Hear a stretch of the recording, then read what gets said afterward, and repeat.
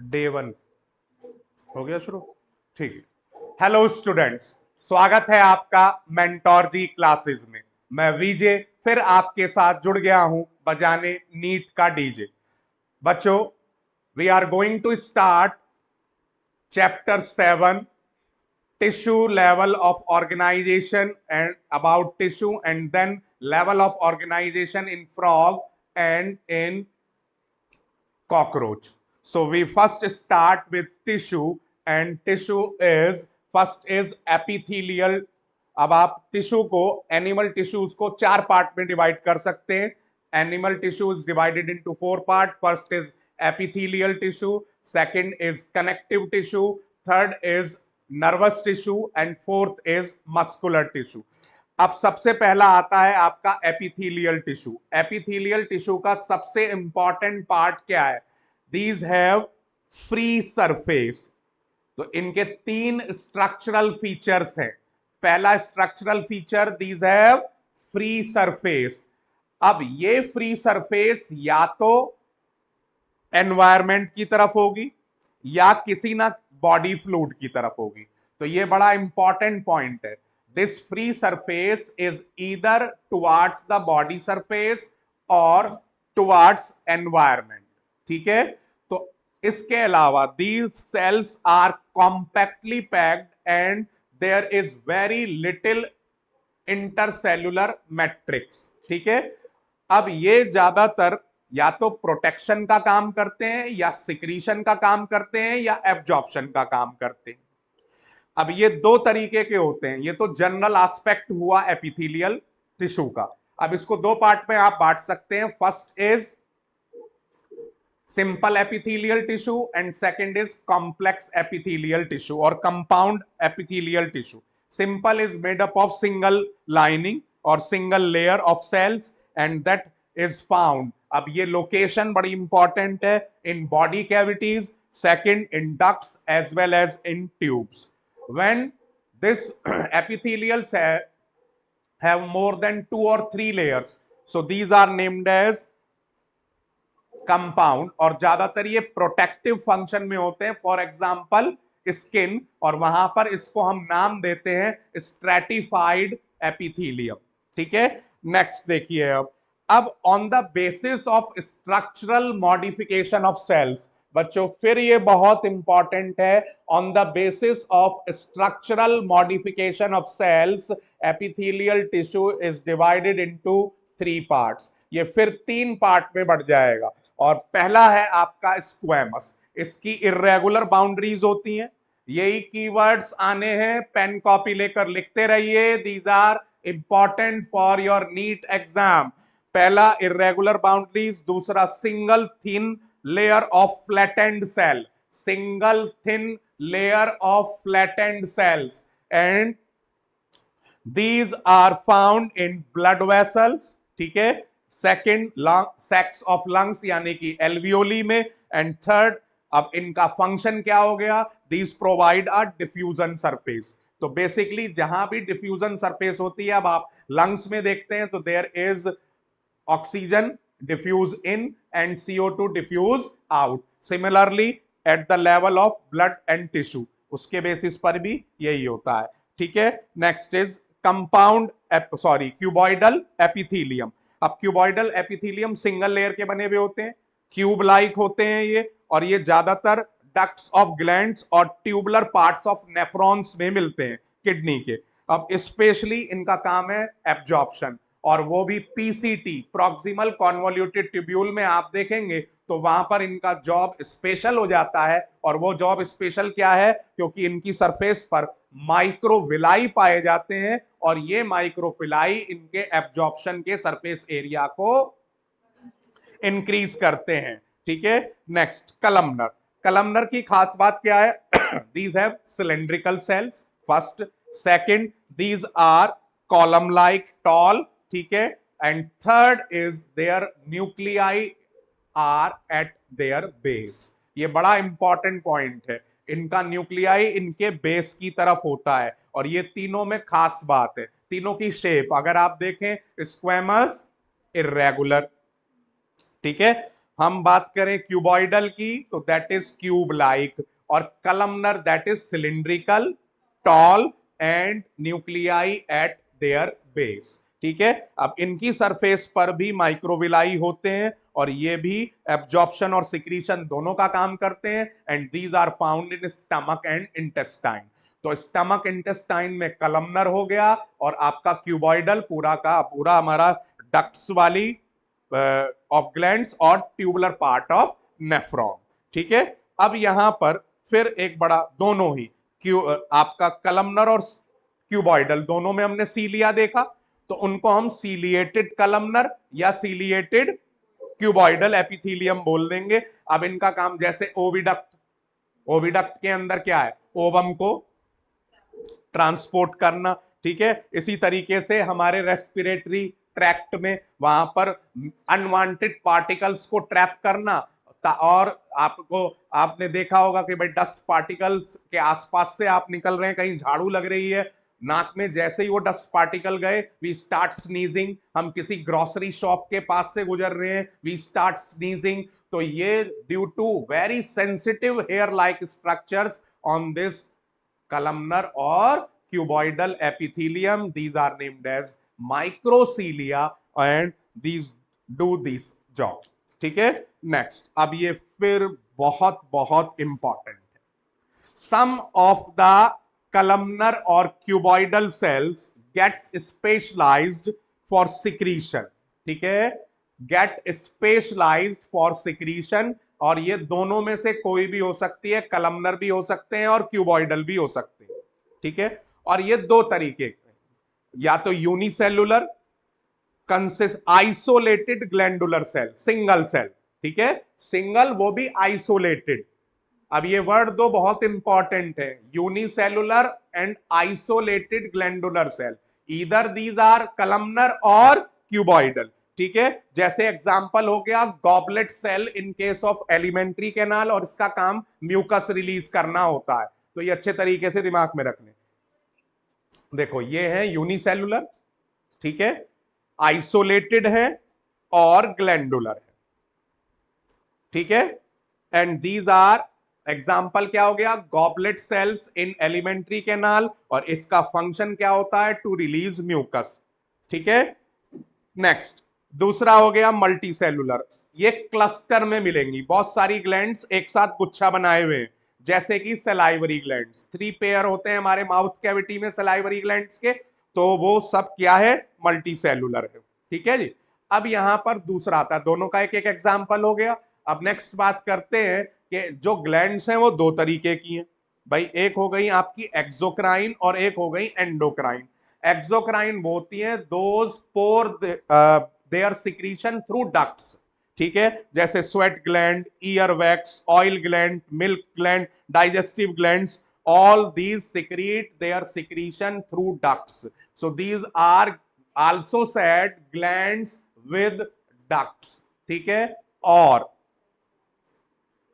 Duct glands और exocrine glands. दूसरी होती है एंडोक्राइन ग्लैंड्स, जो लास्ट चैप्टर है आपका एंडोक्राइनोलॉजी, चैप्टर 19, और पुरानी बुक के हिसाब से चैप्टर 22, जिसके अंदर आप पूरा का पूरा ये एंडोक्राइन सिस्टम पढ़ेंगे, पढ़ चुके हैं, जिसको हम रिवाइज भी करेंगे। अब उसके अंदर आप देखते हैं कि there is no duct system, they release their secretion directly into blood stream। ठीक है, so that's why these are ductless glands। ठीक है, these are ductless glands, और इनके secretions को हम hormones नाम देते हैं, इनके secretions को हम hormones नाम देते हैं। नेक्स्ट देखिए जी, कंपाउंड एपिथेलियम। अब कंपाउंड एपिथेलियम की बात करें तो मल्टी लेयर्ड होते हैं, और इनका लिमिटेड रोल है, ये बड़ा इंपॉर्टेंट है, बहुत बार नीट में आ चुका है। These have limited role in their secretion and absorption. Name the epithelial tissue that has limited role in secretion and absorption, और 4 ऑप्शन आपको दे दिए, so that is compound epithelium. अब ये या तो केमिकल के अगेंस्ट, ठीक है, प्रोटेक्शन प्रोवाइड करते हैं, या ये मैकेनिकल स्ट्रेंथ देते हैं। ठीक है, या तो प्रोटेक्शन अगेंस्ट केमिकल्स, और या दूसरा मैकेनिकल स्ट्रेस को प्रोटेक्ट करते हैं। अब ये जैसे कि ड्राई सरफेस ऑफ स्किन पर हो गए, moist surface of buccal cavity हो गए, आपका फेरिंग्स हो गया, ठीक है, लाइनिंग ऑफ सलाइवरी ग्लैंड हो गई, और पेंक्रियाटिक डक्ट हो गई।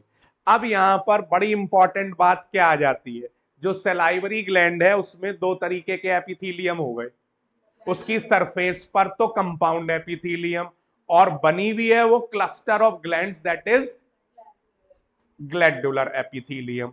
सो इसलिए ये इंपॉर्टेंट हो जाता है, salivary gland is made up of two different kind of epithelial tissue, that is the important source for NEET.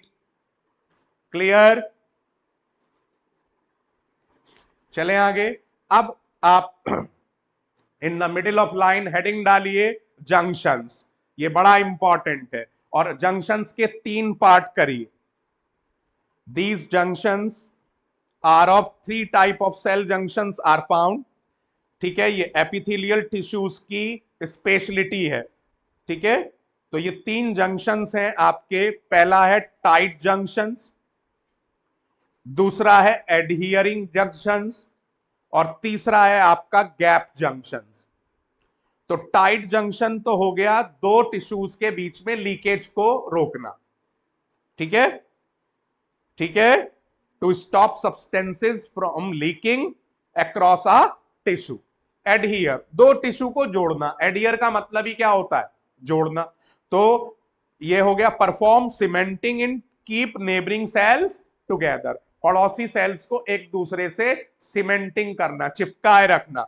और गैप, गैप होते हैं कम्युनिकेशन के लिए, जैसे हम अपना आपका आपका डाइनिंग रूम और आपका किचन के बीच में एक विंडो खुलवा लेते हैं कॉमन वॉल में, सेम उसी तरीके से, जो कि कम्युनिकेशन के लिए होता है। तो सेम, ठीक है, क्लियर। अब ये स्पेशलाइज्ड जंक्शन क्या होता है, एक स्ट्रक्चरल और फंक्शनल लिंक हो गए between its individual cell, structural and functional links between individual cells, और ये 3 तरीके के हो गए, तीनों का काम मैंने आपको बता दिया, ठीक है। अब यहां पर गैप जंक्शन सबसे ज्यादा बार आया हुआ है। अब इसके पॉइंट्स को समझिए, to communicate between the cells, ठीक है, connecting with the cytoplasm of adjoining cell, किससे कनेक्शन है, साइटोप्लाज्म से, और rapid transport of ions, small molecules as sometimes big molecules. तो बिग मॉलिक्यूल्स भी हैं, कभी कभी हैं, स्मॉल मॉलिक्यूल्स भी हैं, और रैपिड ट्रांसफर ऑफ आयंस भी है। और कनेक्शन किस किस के बीच में, नेबरिंग सेल्स के साइटोप्लाज्म के बीच में, ठीक है, क्लियर, क्लियर। नेक्स्ट आ जाइए अब बेटा, वो प्लाज्मोडेस्मेटल कनेक्शन हम प्लांट्स में बोलते हैं ज्यादातर, यहां पर हम एनिमल्स में उनको गैप जंक्शंस बोलते हैं, ठीक है। तो ये plasmodesmata word we use in plants, ठीक है। नेक्स्ट देखिए जी, अब कनेक्टिव टिश्यू मोस्ट अबंडेंट और वाइडली डिस्ट्रीब्यूटेड टिश्यू है। ये फिर एक लाइन बड़ी इंपॉर्टेंट हो जाती है नीट के लिए, नेम द वाइडली डिस्ट्रीब्यूटेड और most abundant tissue, so that is connective tissue, ठीक है जी। अब कनेक्टिव क्यों कहते हैं, भैया लिंकेज प्रोवाइड कर रहा है पहला, तो दूसरा सपोर्ट प्रोवाइड कर रहा है बहुत सारे टिश्यूज और ऑर्गन्स को, ठीक है। तो दो वजह से, खाली कनेक्शन की वजह से ही नहीं, function of linking and supporting other tissues and organs. Next, अब ये सॉफ्ट से लेकर स्पेशलाइज तक पूरा का पूरा इनका एक रेंज है, जिसमें आपका कार्टिलेज हो गया, बोन हो गया, एडिपोज हो गया, और ब्लड हो गया। अब ये बड़ा इंपॉर्टेंट पॉइंट है, इसको अच्छे तरीके से लिख ले, क्योंकि ये हर कनेक्टिव टिश्यू का स्पेशल फीचर है। देखिए, in all connective tissue except blood, blood को छोड़कर, ठीक है, ब्लड को छोड़कर सभी टिश्यूज के पास फाइबर सिक्रीट करने वाली सेल्स होती हैं, जिन्हें हम कोलाजन और इलास्टिन सेल्स कहते हैं, ठीक है। सॉरी, सिक्रीट मतलब cells secrete fibres of structural proteins, और उन फाइबर्स को हम क्या कहते हैं, कोलाजन और इलास्टिन। ठीक है जी। और ये फाइबर्स 3 काम करते हैं। पहला स्ट्रेंथ प्रोवाइड करना, दूसरा इलास्टिसिटी प्रोवाइड करना, और तीसरा फ्लेक्सिबिलिटी। ठीक है, क्लियर। इसके अलावा ये सेल्स आपकी मॉडिफाइड पॉलीसेकेराइड्स भी रिलीज करती हैं।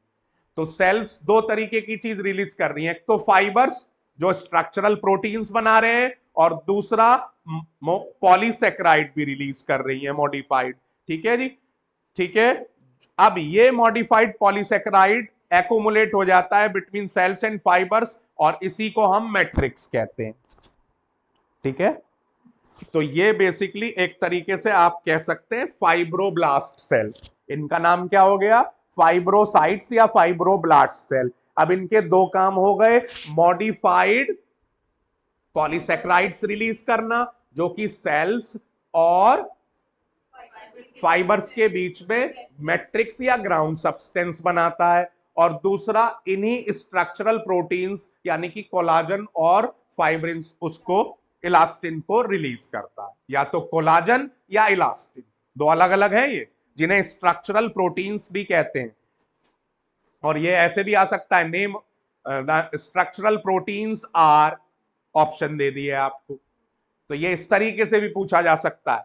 नेक्स्ट देखिए, अब यहां पर हमने दो चीजें पढ़ ली, एक तो तीन फाइब्रोब्लास्ट, उसके बाद वो रिलीज करती है मॉडिफाइड पॉलीसेकेराइड जो कि आपका सेल्स के बीच में या फाइबर्स के बीच में ग्राउंड सब्सटेंस या मैट्रिक्स बनाते हैं, और यही सेल स्ट्रक्चरल प्रोटीन्स रिलीज करती हैं जिन्हें हम कोलाजन या इलास्टिन कहते हैं। नेक्स्ट देखिए, अब कनेक्टिव टिश्यू तीन तरीके के होते हैं, loose connective tissue, dense connective tissue और स्पेशलाइज्ड कनेक्टिव टिश्यू। और ये बेसिकली किसके बेसिस पर है? फाइबर्स और ये आपका सेल्स और साथ के साथ मैट्रिक्स। ठीक है, तो ये तीनों चीज लिख लेना बेटा, फाइबर्स के कोलाजन है या इलास्टिन, सेकंड सेल्स कि किस तरीके की सेल्स है, और तीसरा मैट्रिक्स किस तरीके का है। उस बेसिस पर यही क्वेश्चन आने हैं बच्चों, इसलिए ढंग से लिखते रहिए, कॉपी पेन के साथ तैयार रहिए। नेक्स्ट देखिए, अब सबसे पहले हम बात करते हैं लूज कनेक्टिव टिश्यू।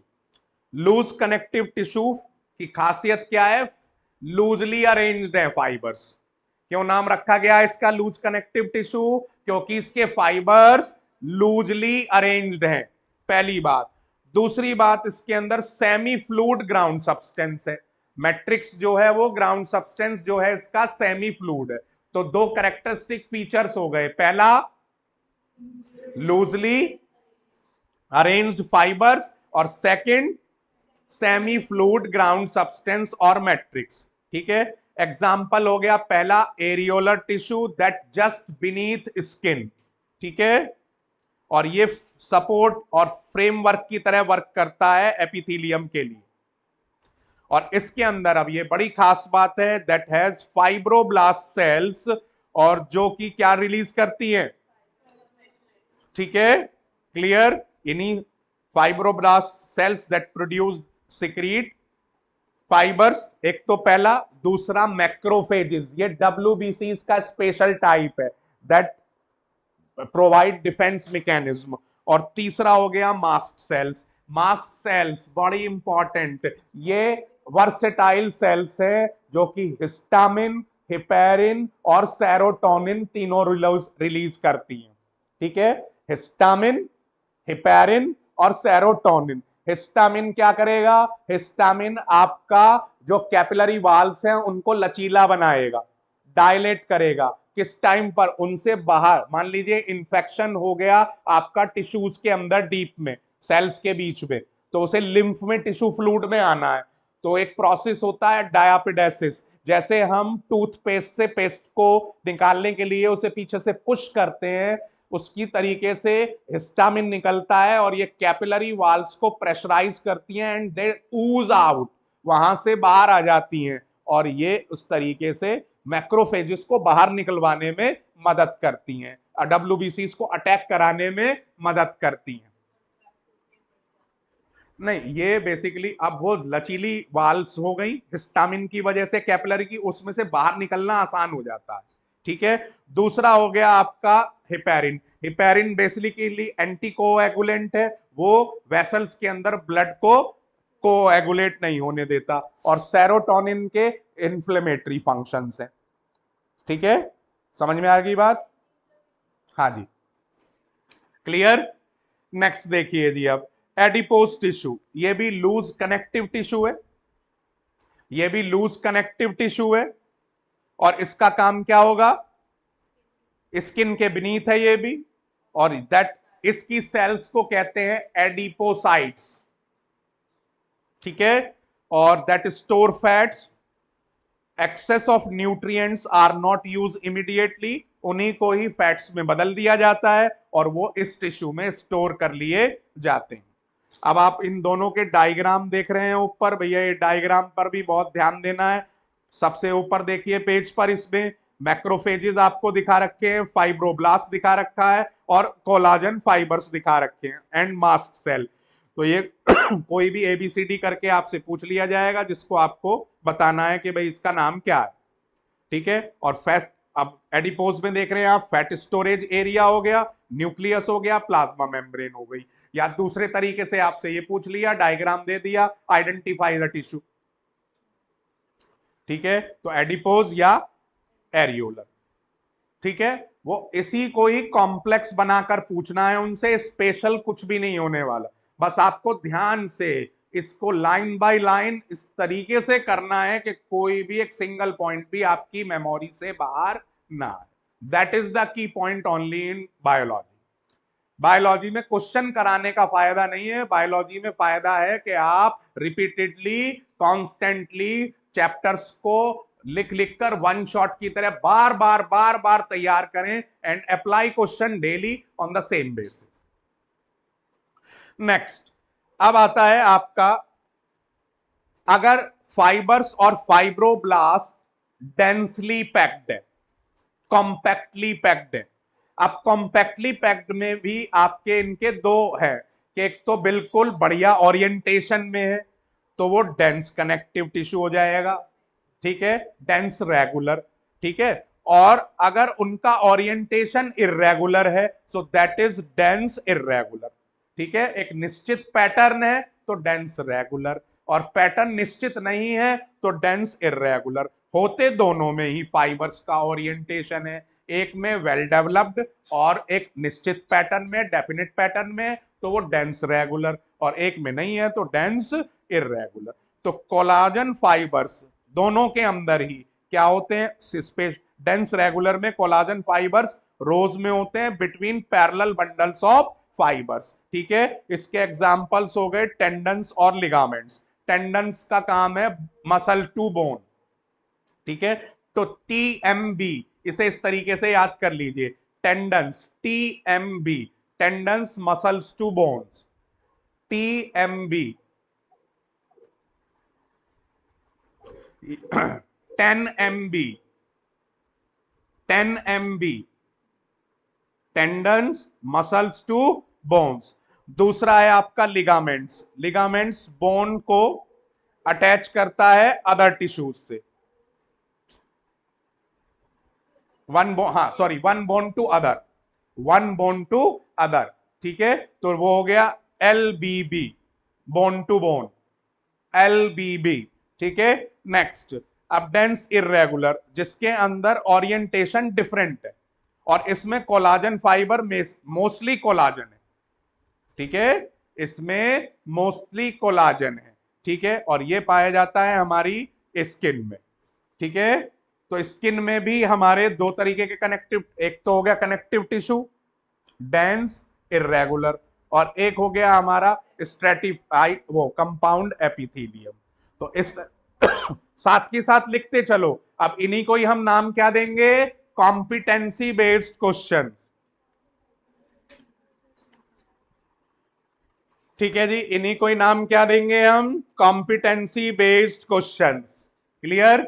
नेक्स्ट देखिए जी, अब स्पेशलाइज्ड कनेक्टिव टिश्यू की बात कर रहे हैं हम। उसके दो एग्जांपल हो गए आपके कार्टिलेज और बोन।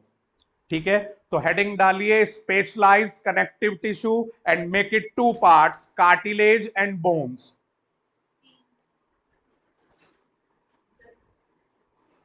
ब्लड, तो पहले हम बात कर रहे हैं, तीन है लेकिन हम पहले दो की बात कर रहे हैं, क्योंकि ब्लड आपका उसमें भी कवर हो जाएगा। जो वेस्कुलर आपका सर्कुलेटरी सिस्टम वाला चैप्टर है उसमें ब्लड को कवर कर लेंगे पूरे। ठीक है, तो यहां पर अभी आप फिलहाल, होते तीन है लेकिन दो को कंपैरेटिवली लिखिए। अब सबसे पहला है कार्टिलेज, दूसरा है बोन। कार्टिलेज की सेल्स को कहते हैं कॉन्ड्रोसाइट्स और बोन्स की सेल्स को कहते हैं ऑस्टियोसाइट्स। ठीक है, कॉन्ड्रोसाइट्स, ऑस्टियोसाइट्स। ठीक है, दोनों में ही लैकुने होते हैं, फ्लूइड फिल्ड कैविटी, LACUNAE।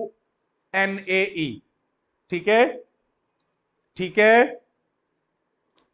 उसके बाद जो कार्टिलेज है that is made up of chondrin protein, लेकिन जो बोन्स हैं these are made up of ossein protein, OSSEIN, ossein protein. Matrix की अगर हम बात करें तो मैट्रिक्स कॉन्ड्रोसाल्ट, कॉन्ड्रिन साल्ट्स का बना हुआ होता है, किसका? कार्टिलेज का। कार्टिलेज का मैट्रिक्स कॉन्ड्रिन साल्ट्स का बना हुआ होता है। ठीक है जी, और जो मैट्रिक्स है आपका बोन्स का वो बना हुआ होता है कैल्शियम फॉस्फेट का, हार्ड होता है। अब जिसकी वजह से बोन्स तो हो जाती हैं हार्ड और कार्टिलेज हो जाता है प्लायबल, लचीला, प्लायबल का मतलब।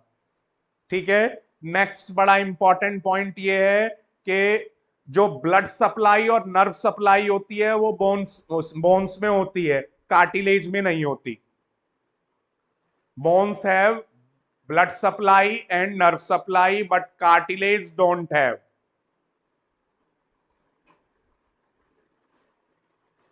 ठीक है जी, अब एक बड़ी इंपॉर्टेंट बात है, जो आपकी बोन सेल्स होती हैं स्पेशली लॉन्ग बोन्स में, उनके पास स्पेशली इस तरीके से कैनेनिकुली होती हैं, ये इरेगुलर इस तरीके से, ये अपेंडेजेस होते हैं इनके। ठीक है, और इनको क्या कहते हैं हम?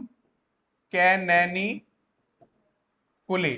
ठीक है, और ये इस तरीके से सर्कुलरली अरेंज होती हैं और ये एक कैनल बनाती हैं, और इस पूरे सिस्टम को, इसे तो कहते हैं हवर्सियन कैनल, और इस पूरे सिस्टम को कहते हैं हवर्सियन कैनल सिस्टम। और ये लॉन्ग बोन्स को स्ट्रेंथ प्रोवाइड करता है, वेट बियरिंग कैपेसिटी देता है। ध्यान से आप देखेंगे तो ये आपको यहां इस डायग्राम में दिखा रखा है। तो that is very very important feature, और ये कहां मिलेगा? रिब्स में, आपका ये ह्यूमरस में, और थाई बोन में, फीमर में, जो भी लॉन्ग बोन्स है स्पेशली इनमें ज्यादा होता है, क्योंकि ये वेट बियरिंग है, पूरा का पूरा शरीर का वजन हमारा थाई पर है, तो इसलिए इनका ताकतवर होना बहुत जरूरी है। सो that is very very important. ठीक है, क्लियर? तो ये लिम्ब बोन्स जो हो गई, क्या हो गया? सर्व वेट बियरिंग फंक्शन। ठीक है, इसके अलावा आपका स्केलेटल मसल्स के साथ अटैचमेंट, बोन्स का काम। इसके अलावा आपका मूवमेंट, ब्रिंग अबाउट मूवमेंट। ठीक है, और इन्हीं लॉन्ग बोन्स में हमारी बोन मैरो भी पाई जाती है, that is the site of production of blood cells. ठीक है, और वहीं हम बात करें आपका कार्टिलेज का, तो कार्टिलेज हमारा टिप ऑफ नोज और ईयर, ये स्पेशल कार्टिलेज है जिसे पिन्ने कहते हैं हम, PINNAE। और दूसरा हो गया आउटर ईयर जॉइंट्स हो गया, between adjacent bones of vertebral column हो गया। ठीक है, और आपका लिम्स एंड हैंड्स इन। ठीक है, क्लियर? और रिब्स में एक स्पेशल कार्टिलेज होता है, हाइलिन कार्टिलेज, तो ये भी यहीं ध्यान रखिएगा, दैट इज इंपॉर्टेंट। ठीक है, क्या नाम है उसका? Hyaline cartilage. ठीक है, ब्लड को हम उसी के साथ कंप्लीट कर लेंगे। नेक्स्ट आता है मस्कुलर सिस्टम। देखिए जी, अब जो मसल्स होती हैं आपकी वो बेसिकली लॉन्ग है, सिलिंड्रिकल है, सिलिंड्रिकल फाइबर्स की बनी हुई है और पैरेलल एरे, एरे मतलब ग्रुप, पैरेलल ग्रुप्स के अंदर अरेंज है। अब ये बनी हुई होती है फाइन फाइब्रिल्स की, और जिन्हें कहते हैं हम मायोफाइब्रिल्स। मायो का मतलब होता है मसल्स, ठीक है। These are made up of fine fibrils and these fine fibrils are named as myofibrils, ठीक है। अब देखिए इनके पास स्टिमुलेशन, जैसे ही इन्हें नर्व इंपल्स मिलता है तो ये तुरंत शॉर्ट हो जाती है, कॉन्ट्रैक्ट करती हैं, फिर रिलैक्स करती हैं, लेंथन हो जाती हैं, फिर वापस अपनी स्टेट। तो ये कॉन्ट्रैक्शन रिलैक्शन की वजह से ही मूवमेंट होता है। और जब इनको कोई नर्व इंपल्स नहीं मिल रहा होता है तो ये रेस्टिंग स्टेज में होती है। उस टाइम पर ना तो ये कॉन्ट्रैक्ट करती है ना रिलैक्स करती है, ठीक है, clear. Next, their action moves the body to adjust the changes in the environment to maintain the position of various parts, और in general एक्टिव मूवमेंट का मेन इनका काम है। अब ये तीन पार्ट में बढ़ जाती हैं आपकी, स्केलेटल मसल्स, दूसरा स्मूथ मसल्स और तीसरा कार्डियक मसल्स। अब देखिए जो आपका स्केलेटल मसल्स हैं और कार्डियक मसल्स हैं, इन दोनों के अंदर स्ट्रेशंस पाए जाते हैं जिन्हें हम कहते हैं पट्टियां। That means the dark band and light band, जो आप लोकोमोशन वाले चैप्टर में भी पढ़ेंगे। Actin myosin, A band I band जो है वही सेम है, ये आपको ध्यान होगा। तो ये दोनों किस में पाए जाते हैं, एक तो स्केलेटल मसल्स में और कार्डियक मसल्स में। अब दोनों में डिफरेंस है, लेकिन स्केलेटल मसल्स ब्रांच नहीं होती, कार्डियक मसल्स ब्रांच होती हैं। और स्केलेटल मसल्स थक सकती है लेकिन कार्डियक मसल्स नेवर टायर्ड। हाँ जी, और स्केलेटल मसल्स मल्टी न्यूक्लिएटेड होती हैं लेकिन कार्डियक मसल्स यूनी न्यूक्लिएट होती हैं। इसी तरीके से यूनी न्यूक्लिएटेड के साथ आपकी ये स्मूथ मसल्स भी हैं, ये भी यूनी न्यूक्लिएट है। तो इस तरीके से सिमिलैरिटीज भी लिखनी है इनकी, डिफरेंसेस भी आपको लिखने हैं। और कार्डियक मसल्स में स्पेशल इंटरकैलेटेड डिस्क पाई जाती हैं जिसे हम कम्युनिकेशन जंक्शंस भी कहते हैं। इनके दो नाम है, इंटरकैलेटेड डिस्क और दूसरा कम्युनिकेटिंग जंक्शंस। तो ये बड़ा इंपॉर्टेंट है, कम्युनिकेशन जंक्शन और इंटरकैलेटेड डिस्क, ठीक है। नहीं भैया, कहाँ आ गई गैप जंक्शंस, तो एपिथेलियल की क्वालिटी है बेटा। अब इनका मैं पर्पस बता देता हूं। ये आपका कम्युनिकेशन जंक्शंस का काम ये है कि ये एक साथ कोऑर्डिनेशन करवाते हैं सारी मसल्स का, कार्डियक मसल्स का। या तो सारी की सारी कार्डियक मसल्स एक साथ सिस्टॉल करेंगी या डायस्टॉल करेंगी। वो स्पेशल फीचर कौन प्रोवाइड करता है, ये कम्युनिकेशन जंक्शन या इंटरकैलेटेड डिस्क, ठीक है। देखो स्पेशली दिया हुआ है, at same some fusion points allow the cells to contract as a unit. When one cell receives a signal to contract its neighbours also stimulate to contract. That is the function of communication junction और intercalated disc. अब इस चीज में ध्यान रखिएगा कि जो skeletal muscles हैं वो हमारे सारे मूवमेंट्स को करती हैं, तो इसीलिए इन्हें वॉलेट आपका वॉलेंट्री भी कहते हैं, क्योंकि सोच समझकर जो भी हम मूवमेंट करते हैं वो सारा।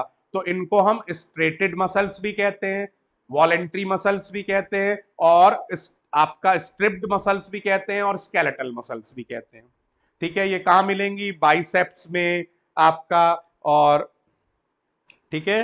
अब इसी तरीके से जो आपकी स्मूथ मसल्स हैं उन्हें हम इनवॉलेंट्री कहते हैं, क्योंकि जो भी काम हमारे शरीर में अपने आप होने वाले हैं वो सारे इनके थ्रू होते हैं। और ये टेपरिंग एंड होता है और फ्यूजी फॉर्म होती है, स्पिंडल शेप। और टेपरिंग एंड का मतलब दोनों एंड इनके बंद है, ठीक है। और ये ब्लड वेसल्स की इंटरनल ब्लड वेसल्स में, स्टमक में, इंटेस्टाइन में, इन सभी में पाई जाती है। और कार्डियक मसल्स बेसिकली आपका हार्ट में हो गया मोस्ट इंपॉर्टेंटली, लेकिन ये हमारी नेक के कुछ रीजन में भी पाई जाती है, हार्ट मसल्स कार्डियक के जैसी प्रॉपर्टी रखने वाले। मेजरली तो कहां है, देखो एनसीईआरटी के हिसाब से चलते हैं बस फिर, तो ओनली इन हार्ट छोड़ दीजिए, बाकी बुक्स में है किसी में, लेकिन हमें किस में लिखना है, एनसीईआरटी के हिसाब से चलना है, तो ओनली इन हार्ट्स, हार्ट, ठीक है, क्लियर। अब नेक्स्ट देखिए आ जाता है आपका न्यूरल टिश्यू। अब न्यूरल टिश्यू के अंदर इंपॉर्टेंट बात क्या है, देखो पूरी की पूरी नर्व सेल को आप तीन मेजर पार्ट में बांट सकते हैं। पहला जो आप देख रहे हैं इस तरीके से, अगर हम डायग्राम को बनाएं,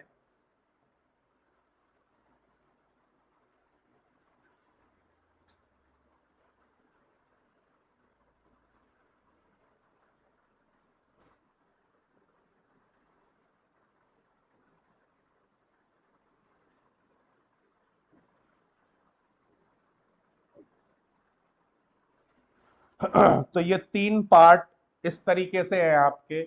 ये पहला पार्ट ये हो गया आपका, जिसे हम कहते हैं साइटोन और पेरिकैरियन और सेल बॉडी,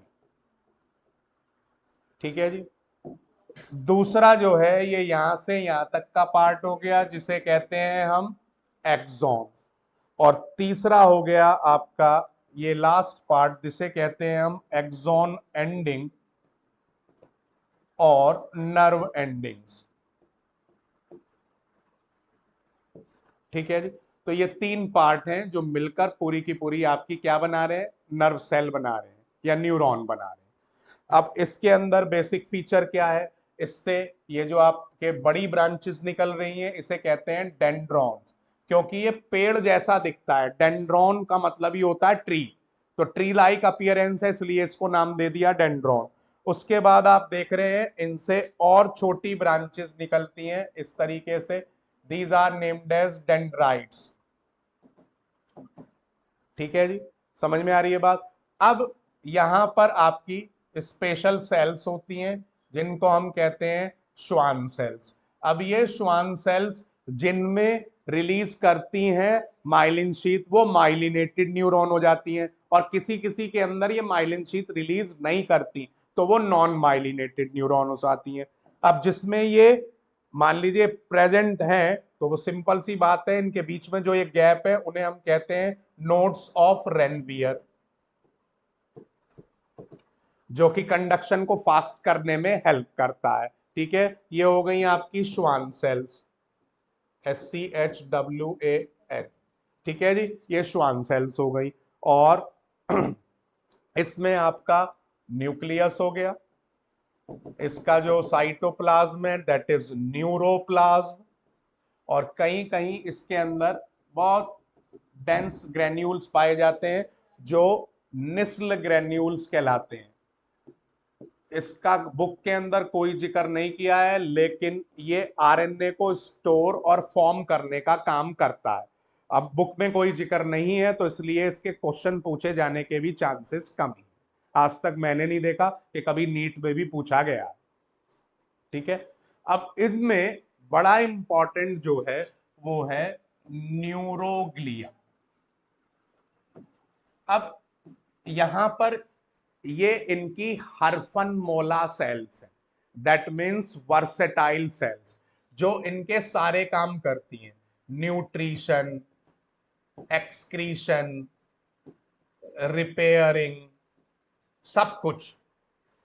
अब क्यों, अब यहां पर बड़ा इंपॉर्टेंट पॉइंट है, nerves, nerve cell at maturity, nerve cells at maturity lose their centriole, and that's why they lost division capability, ठीक है। तो ये कॉम्पिटेंसी बेस्ड क्वेश्चन नीट के लिए बन सकता है। ये क्या खो देती हैं अपनी डिवाइड करने की कैपेसिटी, ये सेल डिवीजन नहीं कर सकती। अब सेल डिवीजन नहीं कर सकती, इसीलिए किसी भी तरीके की ब्रेन इंजरी होती है तो that takes time to recover, क्योंकि हमें जो मिल जाती हैं बनी बनाई न्यूरॉन्स, उनके अंदर ग्रोथ एंड डेवलपमेंट होता है, नई न्यूरॉन्स एक हद तक ऐड होती है, बस जब तक हम 18 साल के नहीं हो जाते, ठीक है, समझ में आ रही है बात। मैच्योरिटी होने के बाद फिर उसके अंदर कोई भी डिवीजन की कब, और तब भी नहीं है, उसका केवल ग्रोथ एंड डेवलपमेंट ही हो रहा है, नई नहीं बन रही है। समझ में आ रही है बात? अब उसमें कुछ भी रिपेयर वगैरह का काम है तो वो कौन करेगा? न्यूरोग्लिया। न्यूरोग्लिया ही इन्हें न्यूट्रिशन प्रोवाइड करेगा, इनका एक्सक्रीशन में हेल्प करेगा। तो ये सारे काम किसकी हद में है? न्यूरोग्लिया की हद में है। और ये बड़ा इंपॉर्टेंट है, और स्पेशली आपको बुक में भी दिया हुआ है, makeup more than 1/2 of the volume of neural system. 1/2, more than 1/2 of the volume of neural system. ठीक है, clear? So these are neuroglia. Diagram को भी ध्यान रखें, जो ब्लैक बॉडीज दिखा रखी हैं, डॉट दिखा रखे हैं, दीज आर द न्यूरोग्लिया। ठीक है, next we have cockroach and frog. ठीक है, तो अब कॉकरोच और फ्रॉग ये हम कल स्टार्ट करेंगे। मैं पहले दोनों को कोशिश करूंगा कि कल ही खत्म कर लें हम, क्योंकि हमारे पास टाइम बहुत कम है। We have to finish each and every chapter very very fast with maximum essence. इसी तरीके से बच्चों जुड़े रहिए, इन क्लासेस को वैल्यूएबल बनाते रहिए, और मेंटोर जी के साथ अपने नीट के सफर को आसान बनाने के लिए कोशिश करते रहिए। मिलते हैं कल और शुरू करेंगे कॉकरोच और फ्रॉग के डिस्क्रिप्शन के साथ। That is sure question in NEET exam. So मिलते हैं कल। Good bye.